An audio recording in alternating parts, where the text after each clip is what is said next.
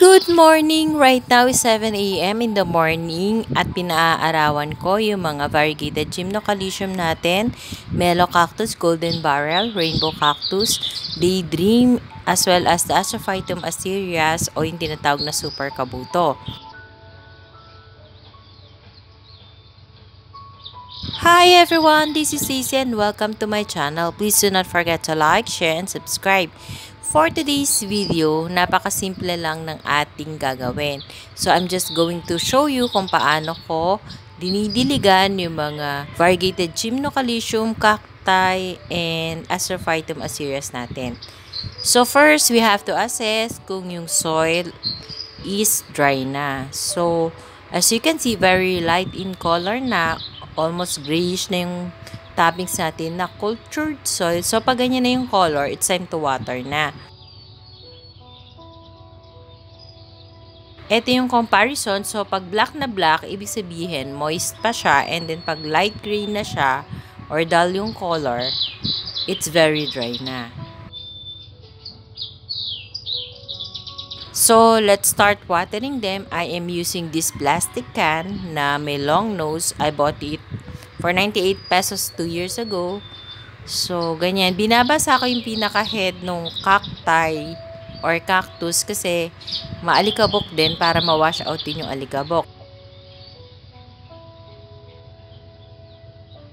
Pag umapaw na yung water dun sa pot, okay na yun. So, isang beses ko lang dinidiligan, hindi ko na binabalikan ng second time.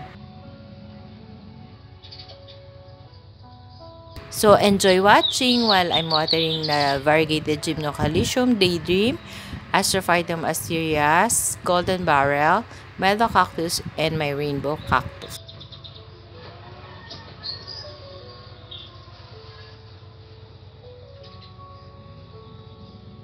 It is very important that we assess first kung dapat na bang diligan yung ating mga variegated gymnocalycium and also yung mga Astrophytum asterias as well as the big cacti.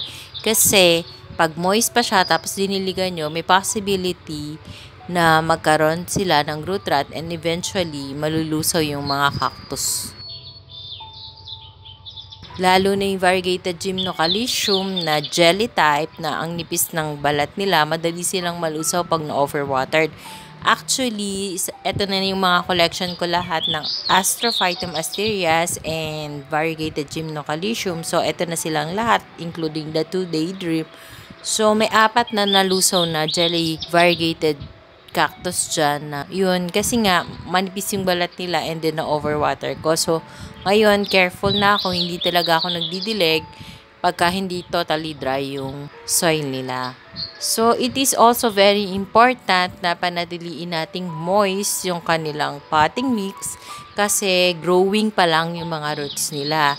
So, hindi rin naman maganda na sobrang dry nila kasi hindi mag-grow well yung roots. So, most of them are already well-rooted sa mga pot nila, especially yung Astrophytum asterias and the Super Kabuto. Kasi mas madaling mag-roots ang Super Kabuto and Astrophytum asterias compared sa mga variegated gymnocalycium. So, hindi ko alam kung anong reason behind, pero kahit yung maliliit na asterias ko, mas mabilis silang nag-root compared dun sa mga variegated gymnocalycium. So, since once a week halos lang ako nagdidilig sa kanila kasi as needed nga lang. So, binabasa ko na talaga silang mabuti yung buong pot hanggang umapaw nga yung water. And then, hindi ko na sila ulit didiligan kasi merong ibang nagdidilig na pag nadiligan, babalikan ulit nila, didiligan nila ulit. So, ako hindi ganoon, one time lang. Although, well-draining yung aking potting mix and medyo social lang ating top dressing which is the cultured soil from the plant culture PH. So, mabilis lang din kasi mag-dry yung so, hindi ako nagwo-worry na ma-overwater ko ulit sila. Since marami na nga din silang root. Kasi nung una, kaya naman nalusaw yung 4 is wala pa silang root. Eh, dilig naman ako ng dilig. So, yun, hanggang sa Parang nanghinayang naman ako kasi alam naman natin na medyo pricey pa talaga ang mga variegated gymnocalcium sa market ngayon. One of my observation too, bukod sa mas madaling mag-roots yung mga Astrophytum asterias and Super Kabuto, mas mabilis ding mag-dry yung potting mix nila compared sa variegated gymnocalcium. Kasi nga siguro, mas marami na silang ugat, mas madali nilang naiinom yung tubig o yung moisture do sa potting mix nila.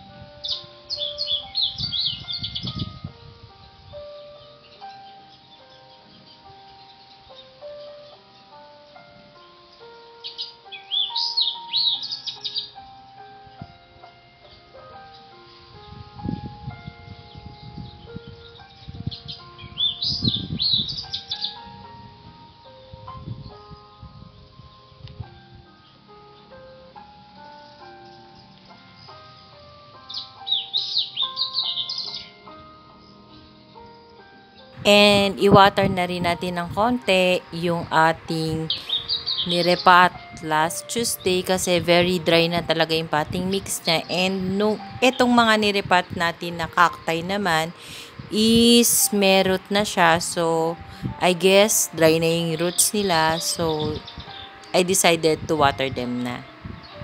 So, ganyan lang. Ito yung close up kung paano ako mag-water nung mga variegated gymnocalcium, Mirio, cacti, and Astrophytum asterias. So, eto na sila. Pag after natin diligan, let's have a final and closer look. Enjoy watching!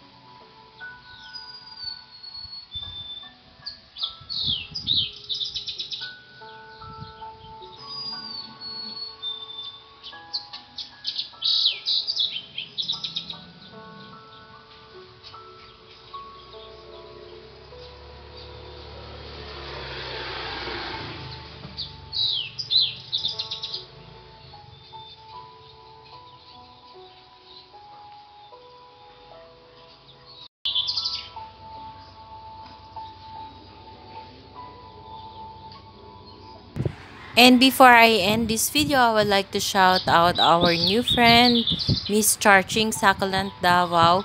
Please subscribe to her channel. Marami din siyang variegated gymnocalcium and other succulents.